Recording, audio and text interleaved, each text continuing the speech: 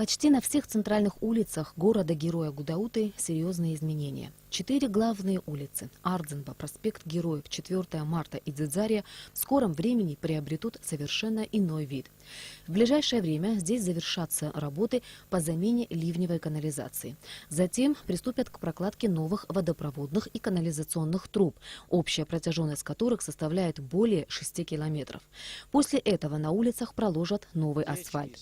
Параллельно также идет работа по строительству 2 новых насосных станций, которые не работают уже более 10 лет, и вся канализация выводится из города самотеком прямо в море. Не только во всех этих улицах, вообще в городе, через каждые 100 метров или 50 метров вы сами пройдетесь, увидите, везде течет. Потому что трубы 50-х годов чугунные, они уже не выдерживают.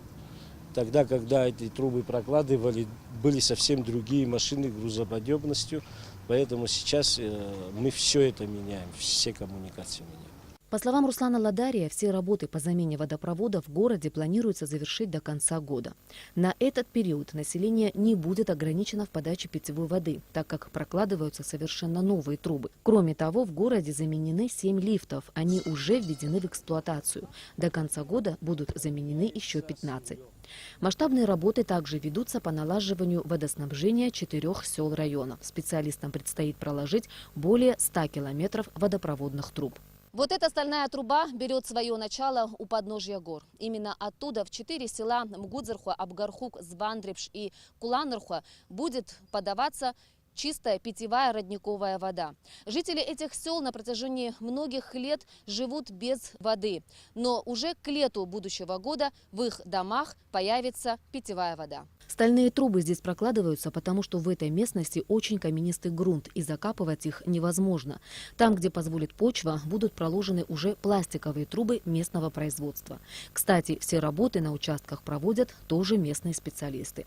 Всего на налаживание водоснабжения сел Куланырхуа, Мгудзерхуа, Звандрепш и Абгархук по российской инвестпрограмме выделен 371 миллион рублей.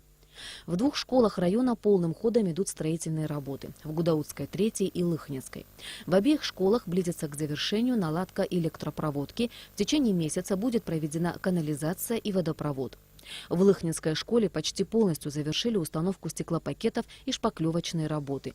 Генеральный подрядчик стройки – Гудаута Сервис-Строй. На ремонт школы заложено 136 миллионов рублей. 3-я Гудаутская средняя школа расположена в густонаселенном районе города. До начала капитального ремонта, несмотря на условия, здесь обучалось 120 детей. Все они на время проведения строительства размещены во 2-й Гудаутской школе. После ремонта учебное заведение сможет принять около 700 учащихся. Бюджет работ составляет 87 миллионов рублей. Месяца 2 назад начались работы. Здесь меняются окна, двери, водопроводная система, канализационная система, отопление, ну и классы, везде будет капитальный ремонт.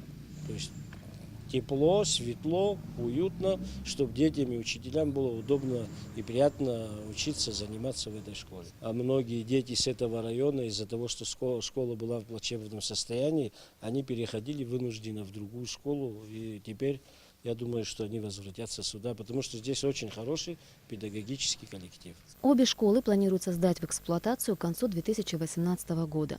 Помимо работ, осуществляемых за счет инвестпрограммы, в районе из средств местного бюджета по мере возможности также проводятся различные ремонтные работы.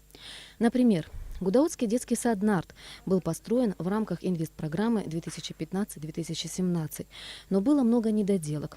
За счет средств местного бюджета все они были устранены, и детсад совсем недавно был сдан в эксплуатацию. Здесь осталось только наладить работу прачечной. Здесь же, по улице Гагарина, проложен новый асфальт. В селе Дурипш делают дорогу. Материал здесь используют местный, так называемый дурипшский камень, который привозят из каньона. Ирина Аршба, Саида Гухава, Абхазское телевидение.